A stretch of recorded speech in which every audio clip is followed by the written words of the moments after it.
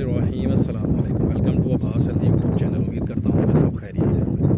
तो गाइस, आज की वीडियो जो मैं आप लोगों के लिए लेकर आया हूँ, उसमें जो हम बात करेंगे जो जानवर कुर्बानी भी अभी ईद आने वाली है, हमने ज़िबा करने हैं, तो उनके नफ्स से जो मेडिसिन तैयार की जाती है।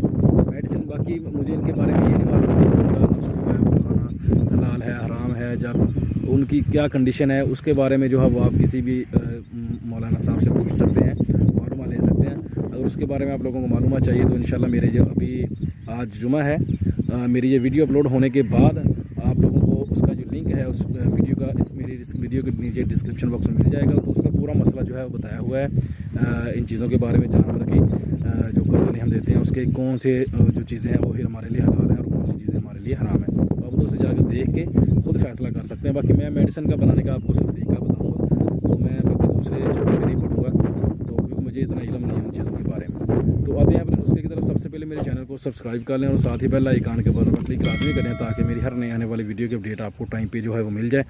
तो करना आप लोगों ने क्या है कि अभी जानवर जो है कुर्बानी के हम लोग करते हैं, तो हमारे घरों में पाले हुए जानवर होते हैं, अच्छे सेहतमंद जानवर जो है वो होते हैं, तो उनका आप लोगों ने नफ्स लेना है। एक ले लें, दो ले लें, जितनी का आपने चीज़ जो है वो बना के अपने पास उतना जो है वो आप लोग उसका जो है वो नफ्स का जो है ले सकते हैं। उसको ले के आप लोगों ने अपने पास इनके सेव करके रख लेना। उसका पीछे का थोड़ा सा जो हिस्सा होता है वो 1-1.5 इंच का, वो आप लोगों ने उतार देना। वो गंदा होता है, वो जिनके ज़्यादा खून वाला होता है वो आप लोगों ने उतार के फेंक देना, जिनके जितना का आपको गंदा लगे। बाकी इंशाल्लाह ईद से अगले दिन मैं वीडियो जो है वो बनाऊँगा, जिसके अंदर मैं आप लोगों को इसका प्रैक्टिकल करके बताऊँगा कि उसको आप लोगों ने कैसे सेव करना है, उसको कैसे साफ़ करना है, उसको कैसे खुश्क करके उसकी मेडिसिन जो है वो तैयार करनी है। इसका जो सफ़ूफ होता है उसको आप अकेले को भी मेडिसिन के तौर पर इस्तेमाल कर सकते हैं और दूसरी जड़ी बूटियों के साथ मिला के भी उसको मेडिसिन के अंदर इस्तेमाल कर सकते हैं। इसका जो सफ़ूफ है, इसकी जो मेडिसिन बनती है बहुत ही ताकतवर होती है, ख़ास तौर पर उन भाइयों के लिए जिनको टाइमिंग का इशू रहता है। बेहतरीन और ज़बरदस्त ये मेडिसिन होती है।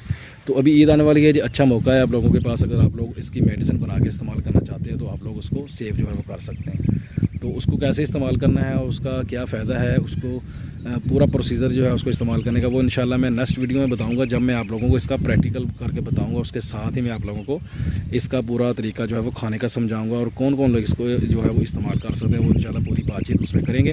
तो अभी इसमें सिर्फ आप लोगों को बताने का मकसद ये है कि आप लोग इसको जो है वो सेव करें, तो इसकी मेडिसिन जो है वो बनाएं।